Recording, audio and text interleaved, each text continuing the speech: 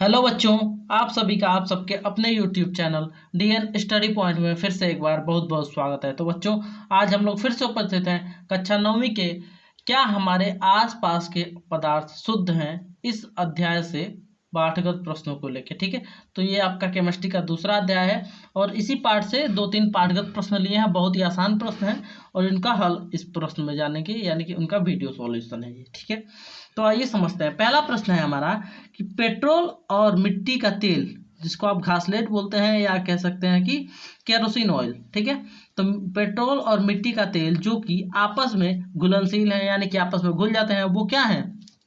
आपस में घुलनशील है के मिश्रण को आप कैसे पृथक करेंगे? पेट्रोल तथा मिट्टी के तेल के क्वथनांकों में 25 डिग्री सेल्सियस से अधिक का अंतराल है। ठीक है, ये देखिए क्या होता है, कह रहा है कि पेट्रोल है और मिट्टी का तेल है, ये दोनों आपस में घुलनशील है यानी कि मिल जाते हैं मिलाने पे।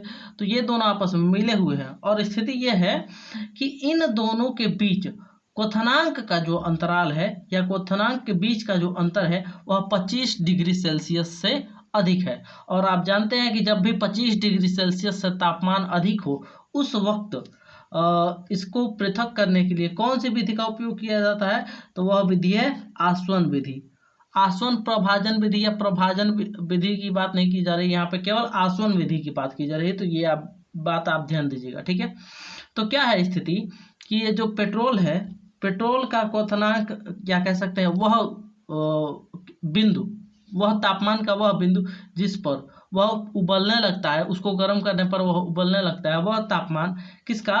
पेट्रोल का मिट्टी के तेल से कम है। ठीक है, 25 डिग्री सेल्सियस कम है।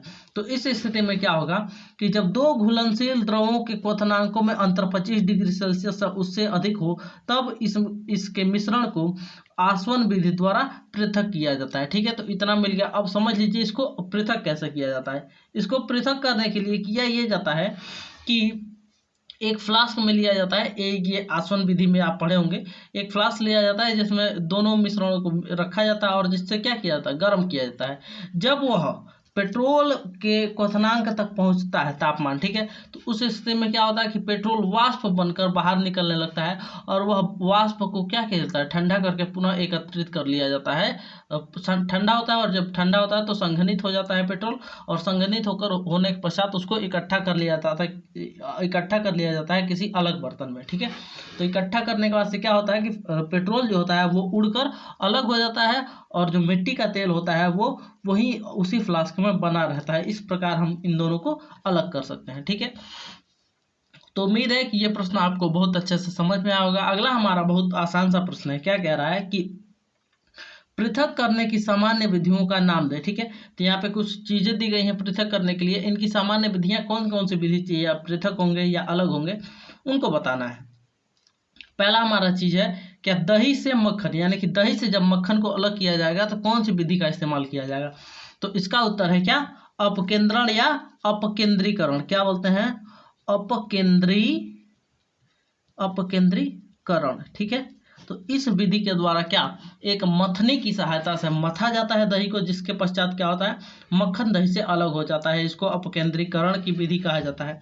दूसरा चीज है क्या, समुद्र से जल, समुद्र जल से नमक, यानी कि समुद्र का पानी जो होता है वो जानते हैं कि आप खारा होता है और खारा होने के कारण क्या होता है, उसमें नमक होता है। तो हम समुद्र के जल से नमक को किस प्रकार अलग करते हैं, कौन सी विधि से अलग करते हैं, वो समझेंगे। वो विधि है वाष्पीकरण की। ठीक है, तो क्या किया जाता है, आप लोग जानते हैं कि समुद्र का जब बाहर आता है तो उसको बांध में इकट्ठा कर लिया जाता है। बांध में इकट्ठा होने के पश्चात जब सूर्य का प्रकाश उस पर पड़ता है तो जल वाष्प बन के उड़ जाता है, जबकि जितना भी NaCl यानी कि आपका नमक होता है वो अपने स्थान पर एकत्रित रहता है। ठीक है, तो ये आपको हो गया।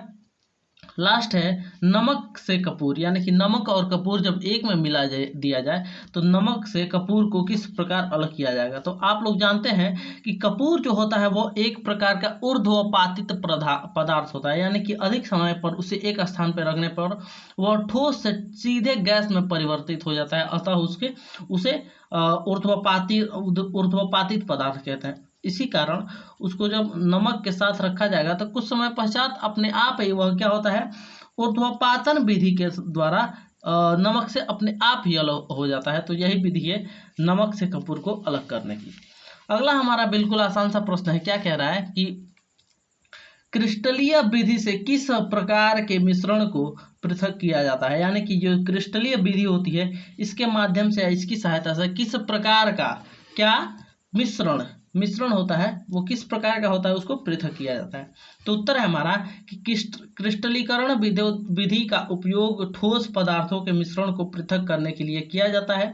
उदाहरण, नमक से विभिन्न अशुद्धियां, यानी कि समुद्र का जो नमक होता है उसमें विभिन्न, जैसे अब मान लीजिए पानी सूख गया नमक समुद्र का, तो नमक बचा, लेकिन नमक में और भी तो बहुत सारी अशुद्धियां होती है, जैसे मिट्टी होता है, थोड़ा बालू होता है, और खरपतवार, बाकी सारी चीजें होती है, ठीक है। तो उनको किस प्रकार अलग किया, तो उनको अलग करने की विधि क्या है, क्रिस्टलीय विधि, यानी कि नमक से खरपतवार, बालू वगैरह या मिट्टी वगैरह अलग करने की जो विधि है वो क्या है, क्रिस्टलीय विधि। तो इस विधि से क्या किया जाता है, क्रिस्टलीकरण विधि का उपयोग करके ठोस पदार्थों के मिश्रण को पृथक करने के लिए उपयोग किया जाता है अथवा पृथक किया जाता है। तो उम्मीद है कि ये प्रश्न आपको बहुत अच्छे से समझ में आया होगा।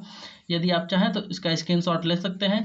तब तक के लिए धन्यवाद। जय हिंद। मिलते रहेंगे ऐसे ही नए नए वीडियो के साथ।